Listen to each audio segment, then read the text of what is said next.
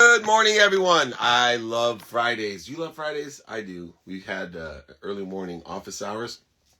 We filmed office hours this week, an incredible show on Bloomberg and Amazon. We also had our Clubhouse 6 a.m. Breakfast of Champions. And we have our Funky Friday, our Fresh Fridays, our Forgiveness Fridays. That's because today's training is about forgiveness at 11 a.m. If you want the template on forgiveness, just go ahead, email me, david@dmeltzer.com. If you don't mind, Colleen, go ahead and let's pin up david@dmeltzer.com. Laurie, good to see you, hussy, milady. We are good. Jakey, bakey in the house. Keaton, funky fresh and Fridays goes. Keaton has great energy. Thank you for joining me, Dave Marino. I see you there as well. In fact, I'm going to bring, Christina Madrigal. Where have you been, my girl? All right. Good to see you. Rob Deerdeck, always here on Friday as well. Good to see you. Part of ours. We're going to bring on David Marino. He was one of the co-hosts and partners of mine for several different. Whoa. Hello, Mr. Marino. Meltzer, what's up? Turn up your volume a little bit. Turn up your volume. Can you Let's hear get it me? on. Oh, that could be my volume. Sorry. I'm always, with my volume. Sorry, brother. All right. Anyway, you are an incredible sports agent, incredible lawyer, an incredible entrepreneur, and a speaker. And you're getting better and better at speaking. So many people want to learn how to speak, want to get the bigger dollars to travel around the world and inspire and help people. The best way to do that is through speaking, writing books, etc. What's your biggest challenge right now in building your brand to become a world-renowned speaker? Because you have the talent. Yeah, so for me, I appreciate that. That means a lot coming from you, and we all strive to be like you. And watching your journey, man, I remember we spoke about it 8-9 years ago. He was like, who wants to see, at that time, a 45-year-old guy tell his story? And you fast forward 7-8 years later, apparently the whole world does, because you have knowledge and experience and credibility. For me, I mean, the biggest challenge is going to sound ironic. It's choosing what lane I want to be consistent in. I get pulled in a lot of directions. So as you just mentioned, obviously I'm a sports agent, and there's a lot of content and speaking that can go around things in that space. You know, obviously being a minority and having a past and a career, and being involved in charitable social justice initiatives, there's opportunities to speak in that space. You know, partner at a law firm, there's always a lane to speak about business development, and you know how I was able to accomplish that at my age. So for me, it's trying to serve kind of all of my masters, as our buddy Mike Mola says, but then also, you know, establish a space where folks know that they can come to find consistent content on a topic from me. So that's one of my biggest struggles at the moment. Yeah, part of that struggle is one that I had because, I started my career in technology and the internet, and then in middleware, which transcodes the internet, then in hardware, which displays the internet, having the world's first smartphone, a Windows CE device, then moving on to run the most notable sports agency, then having an international global marketing company with Warren Moon, then becoming an entrepreneur, speaker, author, etc.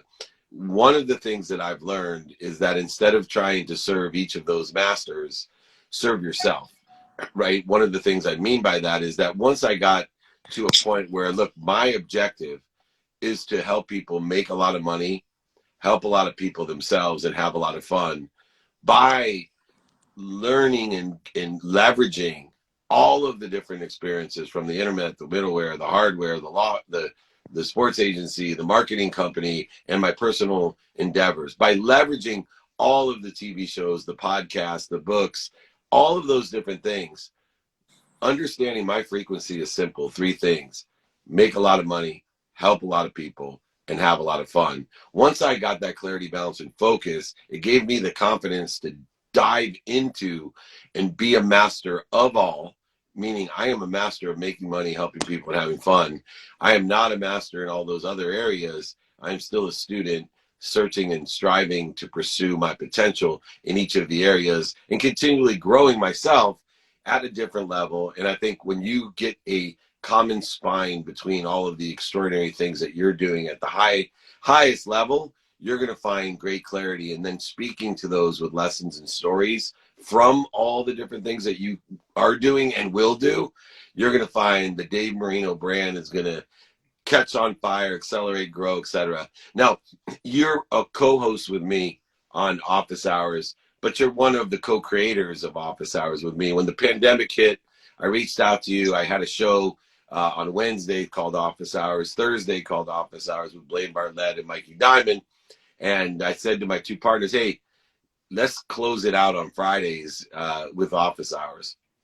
And without a blink, you and Mikey stepped up. And then Bloomberg reached out and asked us to develop into a television show with Blaine Bartlett and Mike Diamond, yourself, and Mola. And then we were blessed to bring on some super hosts to liven up and elevate our consciousness. But then the guests that we've had that nobody, really has seen, the incredible, you're talking about chairman of Alphabet. You're talking about, guys like Tillman Fertitta who own the Rockets. You're talking about Vivek, who owns the Sacramento Kings, Rob Deerdeck, who's here, right now. You're talking about Tom Bilyeu and Danica Patrick, and the list will go on and on. We have 12 episodes with 4 or 5 guests each episode, and they just got better and better and better. Cameron Diaz. I mean, there's so many. I'm listing her out 10th. Through this experience from trying to help other people through COVID, right, which was our initial thing. Hey, let's just jump on every Friday. We know all the most powerful people with the greatest lessons. Let's give them a platform to share. Oh, Sadhguru, somebody said. Yeah, Colleen. I forgot the Sadhguru. I can't. He gave me a big mission of empowering over 1 billion people because he says he got the other 7.4 billion. But for you, what lesson did it teach you? Not on Ja Rule. Thank you. These guys are going to keep on giving everybody. And of course, Clinton Sparks. And of course, Ray J. You know them all. But anyway, I'm Apollo Ono. Thank you. Everybody's putting on their favor. We can do that forever, Dave. I want you to get to the question. We have an amazing guest I'm list. stalling. All right. The question is, I feel like Mike Mamula. I didn't get to the question. Here we go. Forget the show. The journey to the show. Can we give a shout out to Jason Waller, who just joined in as well? Yeah, I'll give him out. See, now you got to let me get my question. I'm going to bring the big baller Waller. I'm bringing big baller. Oh, Ben Baller. But the big baller, Jason Waller, we're bringing in right after this question. Okay, ready? Forget about the show. Bam! What did you learn from us just trying to provide a digital LinkedIn, Facebook show to all the way 18 months later to have what I believe is one of the most high-powered celebrity, billionaire, millionaire, entrepreneur, athlete, entertainer-driven lesson show called Office Hours. Before the show, what was that journey till you started filming? What did you learn about? I think I'm going to give you, in the interest of it being Friday and throwing it back to the OG LinkedIn Office Hours, I'm going to give you a big check for it being a great question. Start there. But what I definitely learned, man, is that give the game for free. And you and I have spoken about it for a long, long time. It's, you've been through a lot more than I have. You've got a lot more knowledge than I do. I like to think that I have, 10% of what you have. And I'd like to give the game for free for folks that have less than I do. So when we started the show on LinkedIn, there was no, and everything happens both by coincidence, but then also by intention, right? Attention plus intention equals coincidence, my brother's mathematical equation of luck. Yeah, there you go. So for us, when we did the show, our intention was to help people, right? And we paid attention to helping people, and given the platform and the credibility that we created over the last 18 months, we were actually able to scale it into a television show, relying on relationships that were built over years and years based on giving with no expectation of receiving. So when it came down to doing the show, we, like you just named, this amazing guest list, folks were there to show up for you, Dave, right? Because you've given so much to so many people for so long. And the main lesson I learned is continue to learn. Our show, just from sitting there as a co-host, I asked questions not because I wanted to be cool on TV. I asked questions because I genuinely wanted to know the answers and learn from these amazing people, because it's not every day that I can just roll up and shout out to Rob, who we know is here, that can roll up and ask Rob Dyrdek a question about how he manages his time and how he knows specifically and can quantify how much time he spends with his wife, how much time he spends on productivity. So I asked those questions because I genuinely want to know the answer, because I'm always learning, I'm always evolving, I'm always growing. It's so funny you say that, because I felt like Russell Wilson this morning at 5 a.m. And let me tell you why. One of my favorite things about Sierra. Yeah, right. No, but the reason is that my favorite story about Russell is when he lost the Super Bowl, took accountability for throwing the interception on the goal line. Pete Carroll, of course, took accountability as well. Other players took accountability, but he took accountability. But he lost the biggest game of his career on a Sunday night, late. Tuesday morning, he was in the Seattle hospital, as he always was, every Tuesday morning, talking to the kids. Sharing his love, his light, and his lessons that he had learned just less than 48 hours previously as he was in there. And I thought this morning, as I was up at 5 a.m. With my two brothers, Dave Marino and Mike Mola, having a conversation with the CEO of Noom, over $500 million raised, unbelievable company if you haven't seen Noom, Noom. Then with, of course, our former mayor and congressman and running for president nominee, Dennis.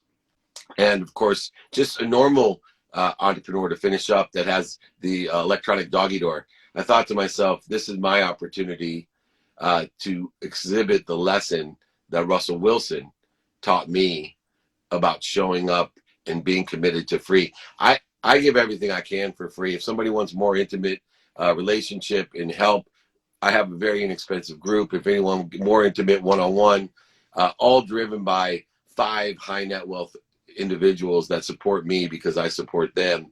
And it was amazing how it all came to fruition for the show. Let's add the baller, Waller, the Bam Boozler, the man himself. I see Mike Mola there too. Hold on, we'll get him in after we get a little baller action. The Bam man himself, the CEO of Power Home Solar, the True Underdog podcast. Oh, he has a shirt on. Bam! Ooh. Look at that right there. Gotta love your haters. Gotta love your haters. Speaking of haters, I know you're going to hang out with the Detroit Lion later today. So it never stops, Jason. It never stops. Never. You think that I rooted for a team that actually won the Super Bowl, but it's not the case. He's a Chargers fan. We have the same problem then. Yeah, we got plenty of the same problems. That's what unites us, Jason. Now, Jason, you are my Ed McMahon on the show. You're there right to my right every single episode.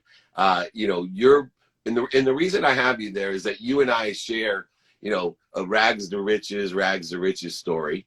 But the difference is we went about it in different ways. I went about it being guilted by my mom, at the highest levels of education.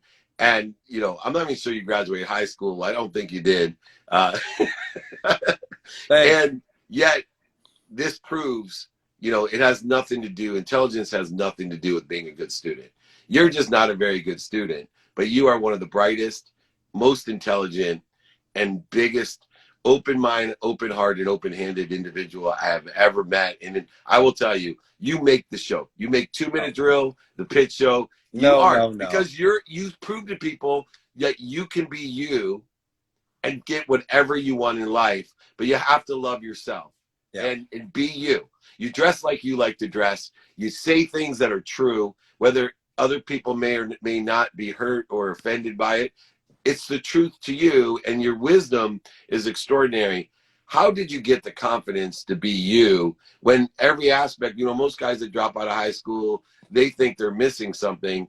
You didn't, man. You just said, I'm a true underdog. I'm going to show all these people what I can do. Well, first of all, thank you for the kind comments. And I don't know if I make the show. I think you make the show, and all the guests and all the other co-hosts, like our boy Dave here, also makes the show. But, I think when my dad missed an opportunity to kind of do his own thing, he worked, blue collar, busted his ass, he delivered papers at night, they're my in-laws now, but when I was younger, and shout out to my wife, she's on here. I saw her put some hearts out there. Her family judged me living in a trailer. A lot of things like that just made me want to take it to the next level and prove everyone wrong, kind of like love your haters and use it as fuel. And you don't have to argue with haters. You don't have to divert your map because of the haters, but you need to use it as fuel. I believe that, you know, the best revenge is success, right? And Yeah. showing them like, hey, I'm just going to be successful and help other people and turn them into fans, right? Turn them into where you help them now. They're asking for help. What compliment is that? They doubted you, they said things bad about you, and now they're asking you for help. Like that's, you know, that's some point scoring right there. That's winning. And I think that there was a few times early in my career when I opened a business, I was intimidated without the college education, having people work for me that had that and having to tell them what to do. And I was this young 24-year-old entrepreneur. It was hard. It took where I almost had to close the doors. My back was against the wall to where I lost it in a meeting. And I was like, who doesn't want to go to Transcript? Like, get the F out of my office. Like I had to set the ground rules, be a shark right there, and really kind of changed my mindset to this is me. Like you work for me. Like, why am I feeling intimidated? And I had to gain my confidence. And every now and then you get intimidated or you lose confidence. We all get insecure sometimes. And you just got to talk to your mind again and try to, like you talk about the 6 inches in between, you know, your brain, like you got in your head, you got to be able to focus on what's important and be you and be the best you can be. And then that's what's important. And rather than what people say or think. And so I've just kind of set my mind to, I'm me. God gave us all gifts. We got to utilize what we can. And I'm just going to be the best me I can. If they don't like it, oh, well, the world's a big place. Some people will, right? Yeah, the world is a big place, and now we have access to almost all the world through social media and then the internet, except, which I love. You know, you have this podcast that I really enjoy. I've been on it, the True Underdog podcast. One of the things I didn't realize, and I've done over 200 episodes of Office Hours on the digital side, but when we did the TV show, we took, you know, the initial, you know, best of the best that we could get, right? The unbelievable side gurus of the world and the Ben Ballers and the Rob Deerdecks and the Sharon Lecters. Like David said, I'm going to miss tons, so I'm not going to go on. But how many percentage-wise of all the guests, average, you know, 12 episodes, 4 to 5 guests, so about 50 some people, world-renowned billionaires, millionaires, entrepreneurs, celebrities, athletes, entertainers, Marshall Falk, etc. How many of those were true underdogs? Almost all of them. I can't think of one that wasn't. I was trying to. All of them. I can't think of. Like all Tillman, of them had a. Tillman Fertitta started with $6,000 of credit card debt. I know. Isn't that crazy? Yeah. Some of the stories I heard, and I wasn't familiar with some of the guests, so this was so exciting. I felt I got gems of knowledge from every single guest. I'm like taking mental notes and going back to my phone after, like, wow, I'm going to do this and I'm going to do that. And it's so cool to hear people's story, but most of them, in fact, I think all of them came from either rags to riches or odds against them or doubling down or betting on themselves, some kind of underdog where they weren't supposed to make it, but they did. And that's the difference, in my opinion, between good and great is you don't quit and you stay betting on yourself trying to get to the next level. And the other common denominator, Marino, is every one of them was only concerned about, like Jason, giving back. It wasn't about themselves. I mean, Jason wears an expensive watch, but literally he gives way more than he receives. And if he does receive, he's bought, you know, his employees, I've got to meet his executive management and employees, from installers to salespeople. And some of them just came back to me crying and going, Dave, if it wasn't for Jason, I wouldn't have a house. He saved my marriage. He, you know, and people don't realize, as someone who builds a business, the impact that you have. For you, Dave, what was that impact on the giving side of things? Not just the rag the riches part, but how aware they were about their purpose here from having that abundant and successful life. Yeah, and I just want to take a second to just give Jason all the flowers and roses while he's here with us, because A, he's an awesome guy. B, I know he's had an impact on so many lives. And C, my boy Dave Meltzer beat him up left, right, and center, and he handled it like a sport. So I'm happy that we're giving him some love today. He is the best dressed member of the cast by far. But, you know, I think Jason just touched on it, man. To stay true in the true underdog spirit, what we saw with so many of the just uber successes that were on the show is that so many of them came from nothing and came from humble beginnings. And guess what? When you come from humble beginnings, like everyone in our little Hollywood squares have come from, you know, myself, you, Dave, Jason, I know you guys' stories.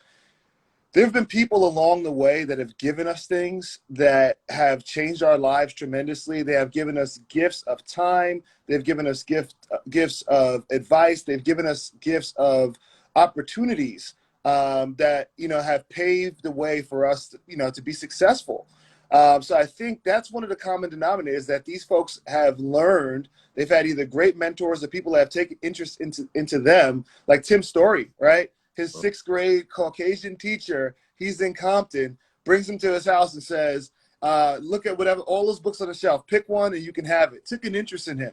And now look how many lives he's affecting. So he feels not only, you know, that he wants to, a desire, but a responsibility, a duty to give it back and pay it forward. And I feel the same way. I know you do, Dave. I know Jason does as well. But I think it's a product of coming from nothing, coming from a tough situation that really motivates you, because you can relate to those who have been down. And that's why I know you and I speak a lot about it, Dave, is we trust folks. We bet on folks that have been through adversity before. If you have life on easy street, you know, what are you going to do when it gets tough?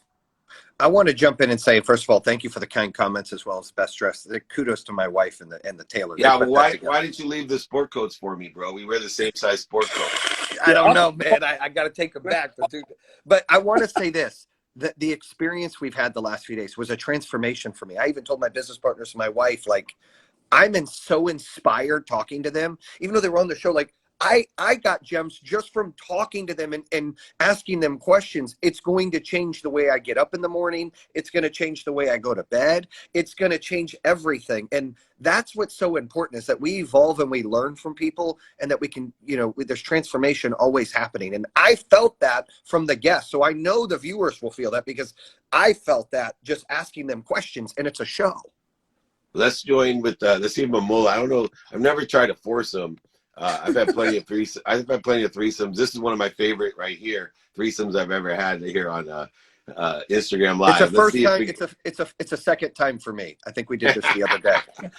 If Mola can join here, if not, I'm gonna have to dump off Dave and replace him with Mola for a second. But oh man, I don't think it's allowing him to join. It'll do 4. I think it will. I think it will do 4. I think. All right, I'll try one more time. I'll send a request. Maybe he fell asleep. You know, we've been wearing him out all week. I sent a request. Mike Momola, if you were here, request us or request you. There he is. Oh, foursome. Whoa, 4. Put up the 4th quarter players. Woo. Sorry, Mike, I would have joined the earth. You know, I just want you guys to know that I spent a week with all of you and some incredible guests and hosts, and I'm still here taking notes when you guys talk.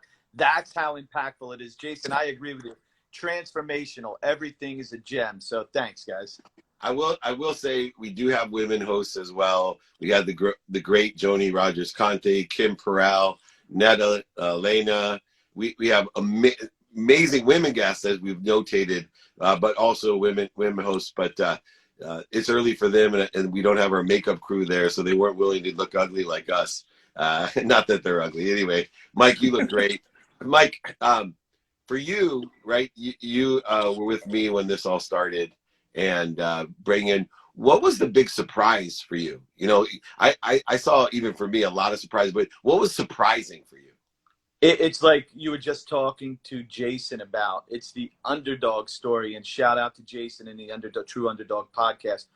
But for me, the one thing that resonated, the common theme with everyone, and we kicked it off early with Jim Quick, and he alludes to it in his book, Limitless, it's the hero's journey. And I was just, you know, because look, I came from nothing, like you guys, like so many people who are in the audience. And I always felt like the underdog. I was afraid of the people who were born with the silver spoon in the mouth, who are bigger, stronger, faster, have more money in the bank. Like, how am I ever going to compete? And now, like, sitting there this week, like Jason said, transformational, I realized that was all a lesson from the universe that I had to learn in order to get here, and to see these billionaires and millionaires and life-changing, incredible people.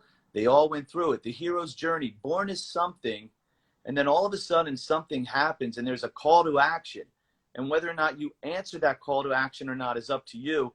And when you do, going into the cave to fight those dragons and get the riches that the universe holds for you, and then coming out the bigger, better version of yourself, you can't help but share it. Like Moreno said, like Tim's story, like Rob Dyrdek, like Jim Quick, like Sharon Lecter, and so many others, and like you, Dave.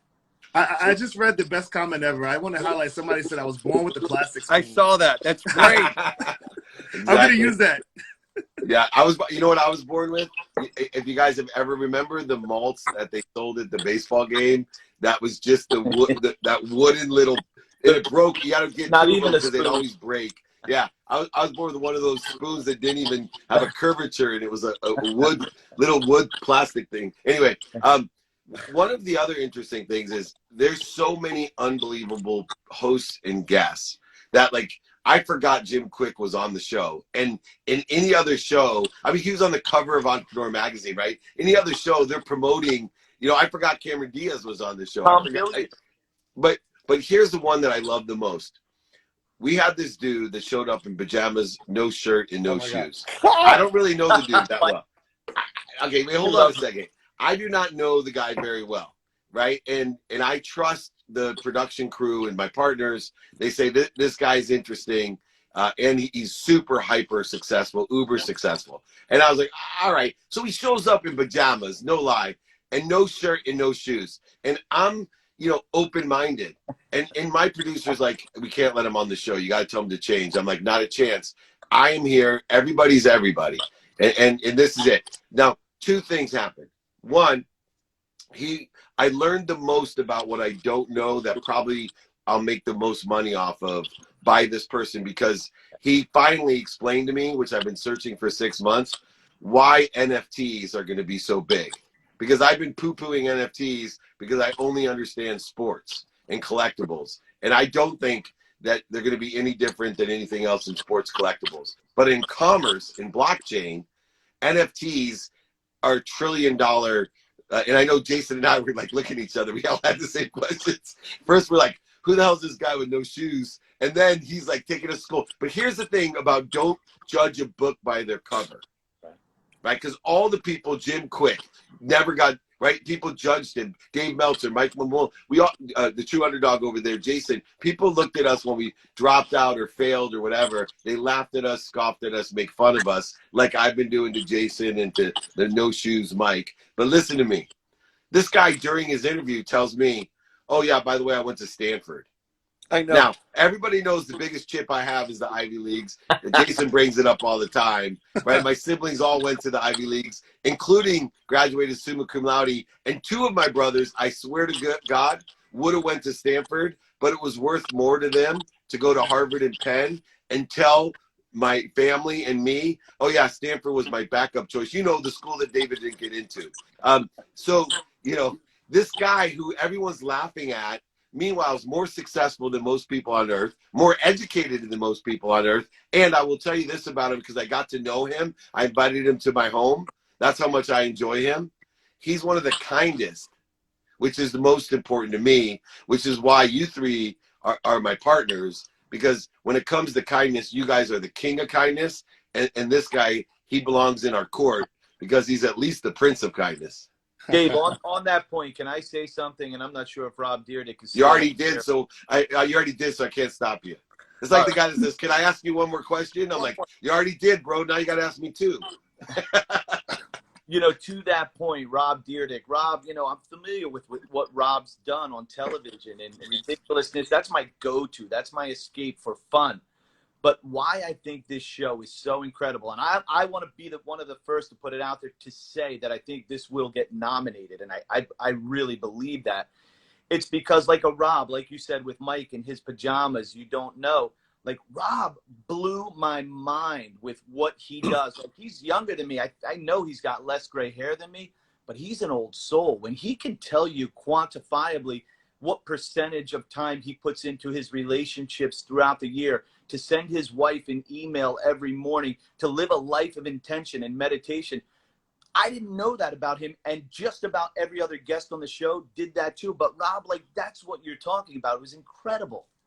I was going to steal that. My wife is probably listening. Thanks, Mike, because now she's going to be like, oh, you got that from Rob. I was going to try to get a few It's going to months be on public that. anyway soon. But the problem is, don't do what Rob does. I get graded. He gets graded by his wife every day, and I accidentally put intimacy in there. Like I get an intimacy rating, and I had to take that category out because I'm tired of failing at things. I do my best though. All right, one quick round robin. Not that you guys aren't tired of doing it since we've been doing round robins all week, Monday to Thursday, with Unbelievable. I do this on our other show. We do it on office hours. This is it. The legends. Takeaway of the week. What's your takeaway of the week, Jason Baller Waller, the true underdog? What's your takeaway for the week? I would say what you don't know, and be open to listen, because I learned so much on the show talking to all of these legends. And like he said, with Rob Dyrdek and other people, things that I assumed about certain people are completely not true. And I got so many gems, and the transformation. I mean, I feel completely different just the way I went to bed the last 2 nights on some of the things I learned. And I think you got to listen more. You got to be open, and what you don't know, you need to learn and be a part of that transformation. That would be my takeaway from the week.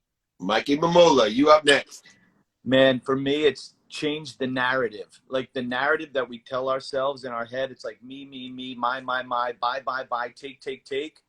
When I walked away from that show this week, it showed me consistently every single person on there who is ridiculously successful is others focused. And when you are others focused, you can't fathom how much the universe, by you giving, will give back to you 10, 20, 1,000 times fold. So for me, it's being others focused is the hack. And DM to DM, the great David Marino. Yeah, I mean, Jason and Mike's takeaways, I couldn't agree with them more. We could spend 3 hours just giving takeaways, and it's hard to pick one. But for today and tomorrow, I'll give you another one whenever we speak again. Today, it's the only way to guarantee success is to try again, right? Stay the narrative. Stay the course and create your own narrative. So many people that have these uber successes have had so many failures, and they turn their failures to success. I mean, Jack Canfield, I found a stat that 33 publishers in New York alone rejected Chicken Soup for the Soul. 144 total. 144 total. Wow. Then he went on to tell us 144 total rejected that book, but he knew that it was going to be something that was going to help people and change the world. And he stayed the course, and he continued to push, and he didn't give up. Right, he tried one more time, and then we're happy that one more publisher published that book because it has impacted lives across the world. So I know it's tough. Remember always that there are no losses in this world unless you let them be losses. There are only lessons. So whenever you're down, figure out why you're down and try to learn from it. I love that. And just another testament to the show, I forgot about Jack Canfield, who wrote Chicken Soup for the Soul series, who sold, next to the Bible, the most books that have ever been published, over 500 million books after 143. I mean, it's one thing for a high school coach to cut Michael Jordan. It's another thing for 143 experts to tell you suck, and then you outsell everybody in the world except for God. So that's a pretty amazing thing. I guess you have to have the faith of God in order to get close to him, which is really a great lesson in itself. For me, it's I'm on the right track. That's the people that were around me. I look down, my man Jason sitting next to me every single time, my business partners over there, David Marino and Mike Mola, all the blessed women that joined us, Joni Rogers, Conte, and Kim Perrell, and Netta, and all of the extraordinary people that not only were on the screen, but were producing the show. My team, the Clarity Experience people, my family, all of them there. And I said to myself, I must be doing something right. And I get choked up because I love you guys. And I appreciate you validating that I'm doing something right. Everybody out there, thank you so much. I'll see you guys later. I'm going to leave with tears. I love you. Check out Office Hours in October, but it's always digital available. And listen to the True Underdog podcast, because all of the people had one thing in common. They're all like us, true underdogs. Talk to you guys soon. Thank you. Love you, Love you, brother. man. Thanks. Love you. Love you Bam! guys. All right, bye. Make it happen. You guys are great. The great Jason Waller, Dave Marino, Mike Mola. Thank you very, very much for joining me. Everyone here will help Mikey remove himself. Goodbye, Mikey. I'll see you down in San Diego. I'm speaking there today with the unbelievable Marshall Falk, who's also on the show. Thank you, thank you, thank you. Got a little teary-eyed because I want to thank my team and my family and my partners. I'm blessed. That's all. I feel being kind helps. David at dmeltzer.com. If you want to reach out to me, my book, ebook, audio book, I'll sign a book, send it to you, and pay for shipping and everything. Don't worry. David at dmeltzer.com. If you want the forgiveness template for today, my referral agreements, whatever you want, David at dmeltzer.com. Training is in about an hour and a half, 11 a.m. Pacific time. It's on forgiveness. And forgiveness is the key to happiness, the key to peace. Forgive and pursue your potential through forgiveness, the potential of forgiving the unforgivable. Every one of my guests are on fire. Thank you, Jakey Bakey, for all that you do. Colleen and Justin, thank you. I see you there. Rob Deerdeck, thank you for always showing up on Fridays in your little jacuzzi session. What a great blessing that is. I'm going to take one question, and then we are going to let it go here. What lessons did you learn about yourself while on the set this week? I learned that I have a lot more to do. I looked at how productive, accessible, and gracious I was all week, and I can do more. I can do more. And I'm going to live between limitlessness and infinity, and I'm going to inspire other people to do the same. But I can always do better, and I can do more. Progress, not perfection. And I want to inspire others to do the exact same. And I will leave everyone with that. I will see you at training. Forgiveness training is today, 11 a.m. Pacific, in about 2 hours and 23 minutes to be exact. No matter what time zone you are, mark it 2 hours and 23 minutes, 11 a.m. Pacific time. If you haven't registered, over 50,000 people have registered for training. We have it on IG Live and on Clubhouse. Come join us. You'll love it. Most importantly, everybody, be kind to your future self and do good deeds. We'll see you in a little bit. Have a great day.